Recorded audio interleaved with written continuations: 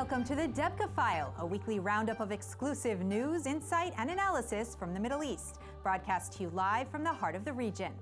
Coming up on the program today, Israel ramps up payback for Hamas attacks from Gaza. Crimea versus Syria and Iran at the Trump-Putin summit in Helsinki. Impending war between Israel and Iran. The path to denuclearization of North Korea. How Trump will keep fuel prices down while putting sanctions on Iranian oil sales.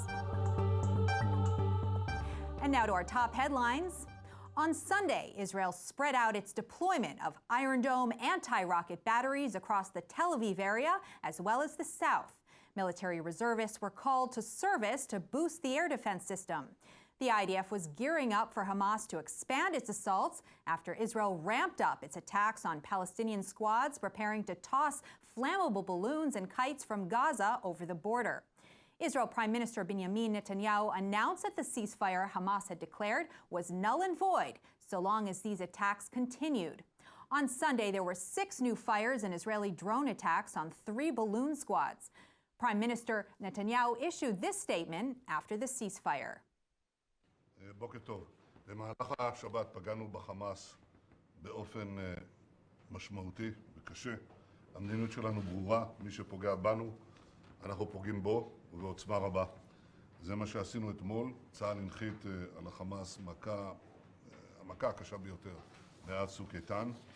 אני מקווה שהם קלטו את המסר. אם לא, נקלטו אותו בהמשך. שמעתי שאומרים שישראל הסכימה להפסקת אש שתאפשר את המשך טרור האש של העפיפונים והבלונים. זה לא נכון. איננו מוכנים לקבל שום התקפות נגדנו ונגיב בהתאם. From Friday to early Saturday, 200 rockets were fired from Gaza into Israel, and the Iron Dome stopped 27 of them. There were 45 Israeli airstrikes against Hamas targets, which included Hamas command posts and military compounds, a training center for terrorists in Gaza City, a kite balloon workshop, and a naval base. Special forces are gathered around the Gaza border, ready to enter the Palestinian enclave if the situation continues to deteriorate. Defense Minister Avigdor Lieberman had this to say about the escalating situation. עברנו סוף שבוע סוער, ולגבי המשך השבוע חשוב להדגיש אין שום כוונה להכיל לא רקטות ולא עפיפונים ולא כטב"מים ולא שום דבר. סך הכל חמאס ספג מכה קשה. We're waiting to hear from Helsinki about the first face-to-face meeting between President Donald Trump and Russian President Vladimir Putin. They've scheduled a joint press conference, although no agenda has been set. There's been much speculation about what could occur. At a news conference after the NATO summit, Trump said he had played no role in the annexation process as it occurred during the Obama administration. Trump spoke about the upcoming Helsinki summit. I think it's a good thing to meet. I do believe in meetings. I believe that having a meeting with Chairman Kim was a good thing. I think having meetings with the president of China was a very good thing. I believe it's really good. So having meetings with Russia, China, North Korea, I believe in it. Nothing bad's going to come out of it, and maybe some good will come out. Netanyahu had this to say about the summit in Helsinki. אתמול שוחחתי עם נשיא ארצות הברית דונלד טראמפ, דנו בסוגיות ביטחוניות ומדיניות לאור ההתפתחויות באזור, כמובן בראש ובראשונה על סוריה ואיראן.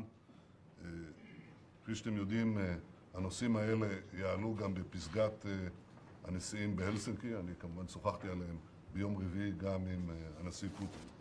אני הודיתי לנשיא טראמפ על המדיניות התקיפה שלו נגד איראן, כי מאז נקיטת המדיניות הזאת, אנחנו רואים את ההשפעה הגדולה על איראן ובתוך איראן. הנשיא טראמפ חזר בבהירות חדה על המחויבות שלו לביטחון ישראל ועל נכונותו לעזור למדינת ישראל בתחומים שונים, ואני כמובן הודיתי לו על כך. Crimea citizens hope to have Russian citizenship recognized as a result of the Trump-Putin summit.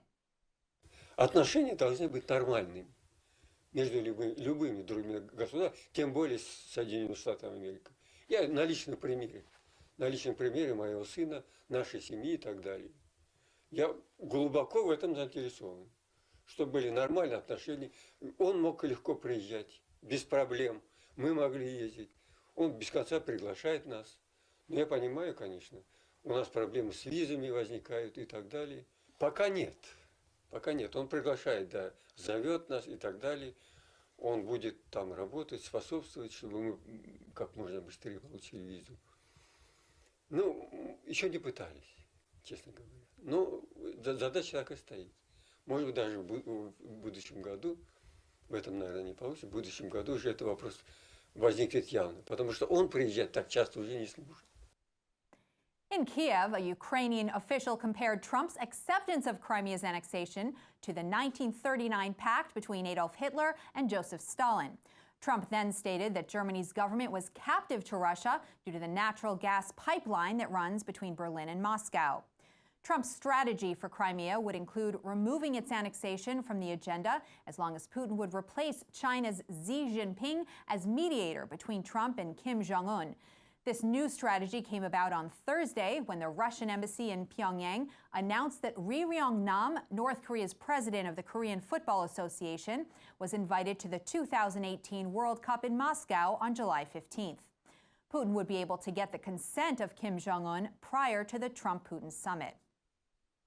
Meanwhile, Trump's reported plan for his meeting with Syria was to offer a U.S. pullback from eastern Syria and the border with Iraq, which would begin after the evacuation of Iranian Hezbollah and Shiite forces. The U.S. in turn would need to evacuate from the Al-Tanf outpost, which is on the intersection of Syrian, Iraqi, and Jordanian borders.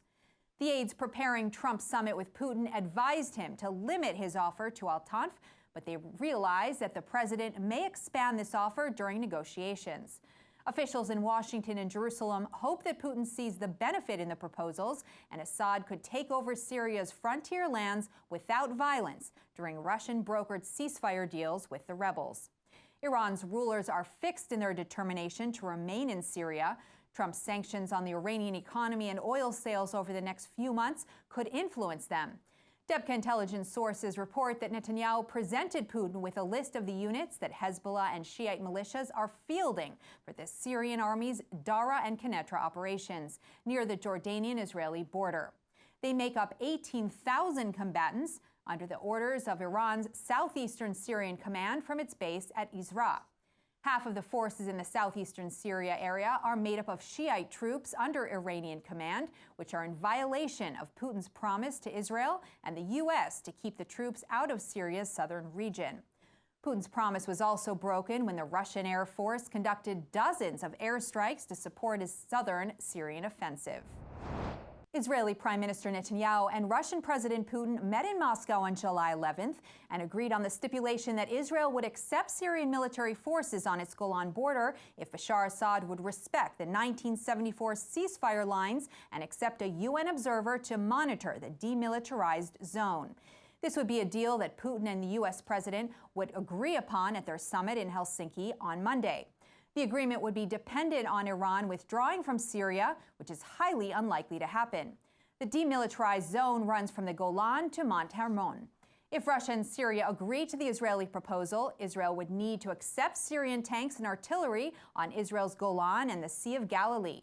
In exchange, Russia and Syria would guarantee the withdrawal from Syria of all pro-Iranian forces, including Hezbollah and the Iraqi, Afghan, and Pakistani Shiite militias under the Revolutionary Guard's command. Yet the agreement talks between Putin and Netanyahu failed. Помним, как вы прошли по Красной площади с портретом одного из героев Второй мировой войны.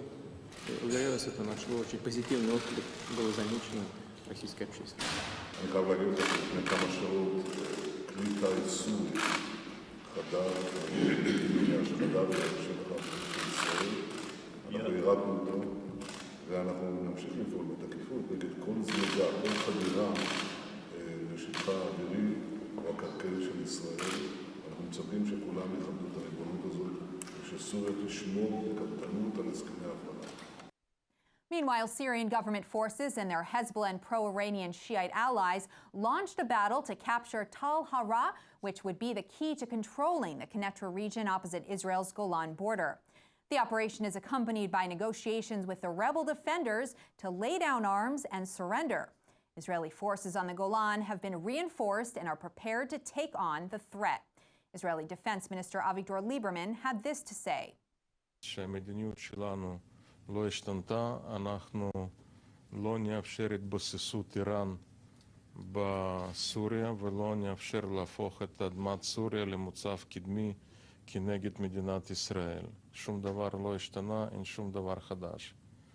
גם לגבי הלחימה בדרום סוריה, אנחנו מבחינתנו נקדש את הסכם ההפרדה מ-74 וגם שם נקפיד על קוצו של יוד וכל הפרה תענה בתגובה חריפה של מדינת ישראל.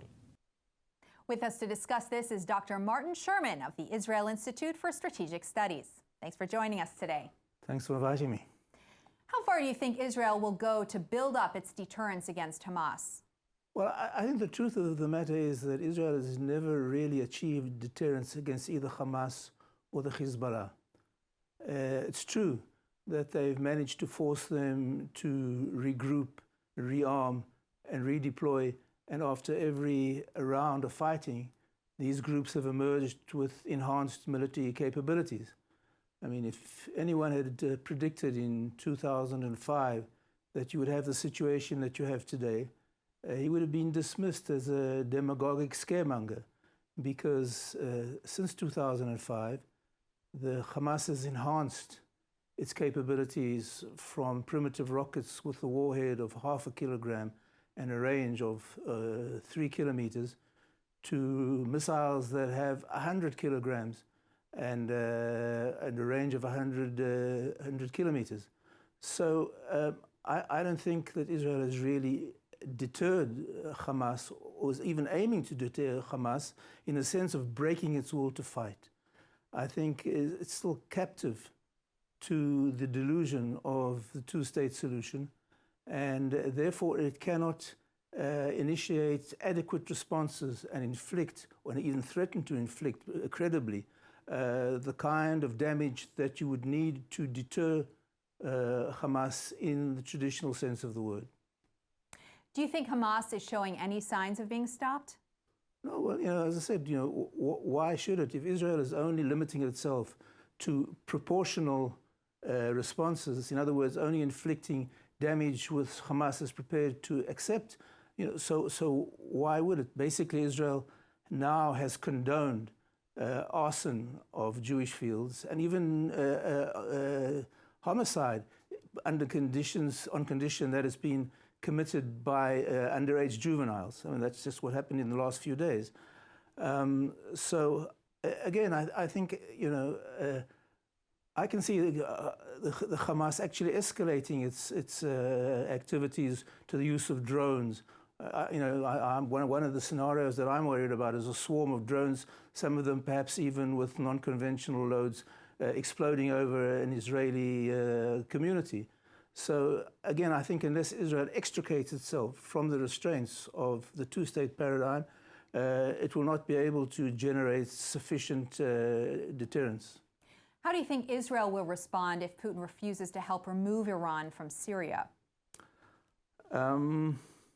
Well, I think the Israeli policy will probably stay much the same. I don't see Israel launching a large-scale offensive in Syria.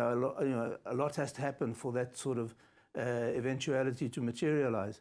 But I think that Iran may be forced to suspend its operations abroad, whether it's in Syria or elsewhere, because of what's happening on the domestic front, with the drought, the unrest, the economic collapse.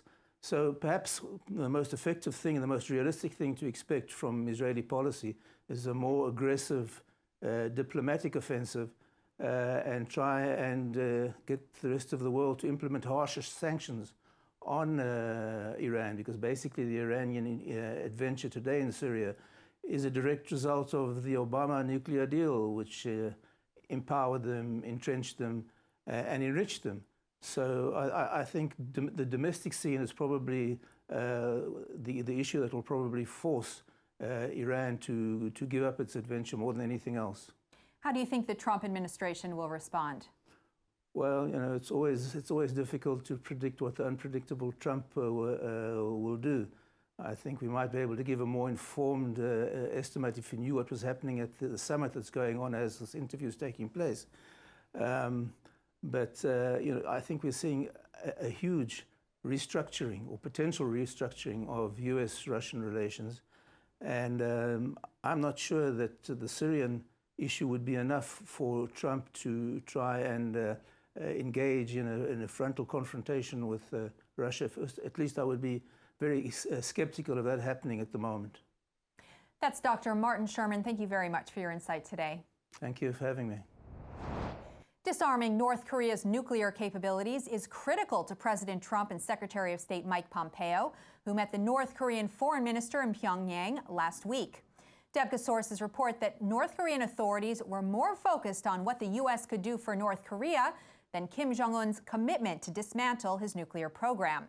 North Korea sought facts on tangible U.S. steps to boost the Pyongyang regime and make North Korea prosperous. Pompeo tried to get the North Koreans to produce a plan of the facilities and research centers involved in the development of nuclear weapons and ballistic missiles. Pompeo left the meeting, however, without any progress, as the North Koreans were unwilling to budge on a plan to denuclearize until Americans could promise economic benefit.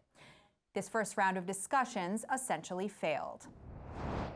Trump needs to keep fuel prices down during the 2018 midterm elections and leading up to the 2020 presidential elections.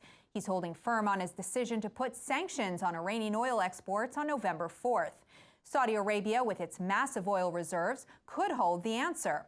U.S. State and Treasury Department envoys were in Riyadh last week to discuss how to prevent countries from buying Iranian oil without interrupting the energy markets.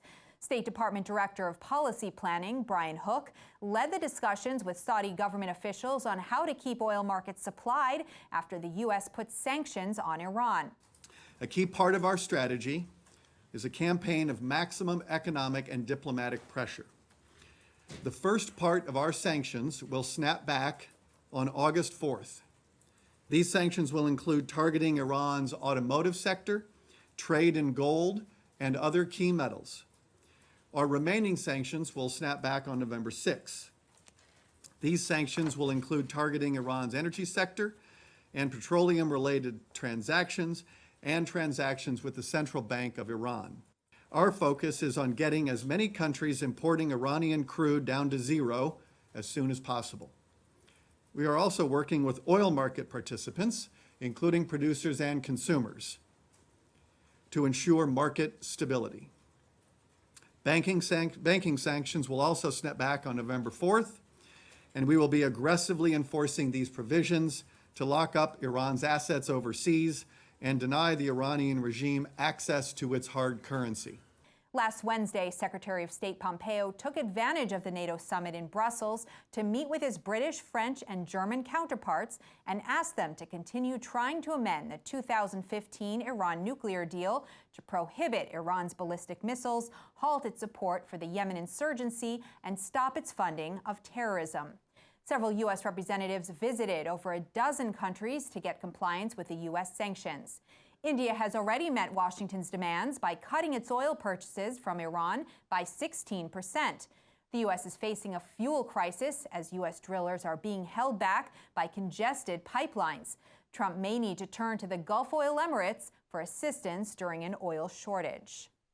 And now for a roundup of this week's regional stories you may have missed, the news in brief. A choir of hundreds of Jews, Muslims, and Christians sang Bob Marley's One Love in Unity last week at midnight at the Tower of David Museum in Israel. The event gathered together 800 people to film a singing production of the hit classic to share on social media sites.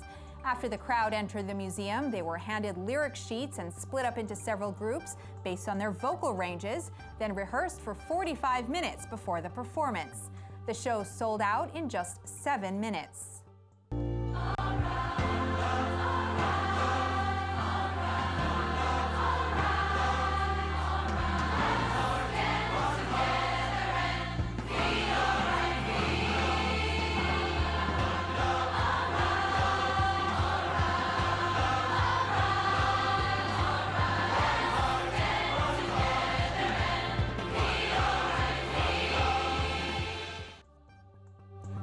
The Israel-based company Salt of the Earth, which extracts salt from the Red Sea and Mediterranean for various beauty and hygiene products, discovered that birds were using Israel's salt ponds as nesting grounds when they passed through the region in the fall and spring. As they were breeding, predators such as foxes and dogs were threatening to put the birds at risk of extinction. The company launched an initiative to fend off the predators, which played another role in solving the flood problem caused by rising water levels. Their investment of over a million shekels have saved hundreds of endangered birds from extinction. Amman hosted Jordan's largest car racing competition on Friday, with 16 drivers competing for the title and racing through clouds of smoke, trying to navigate a track filled with obstacles. A motorsport panelist judged the contestants based on driving accuracy, design of the cars, smoke emitted, and several other categories. The winner was Rafa'at Haron, who will represent Jordan in the upcoming regionals in Beirut. That's all for this week's edition of the Debka File. We'll be back with you again next week with all the exclusive news, insight, and analysis from the Middle East. Thanks for watching.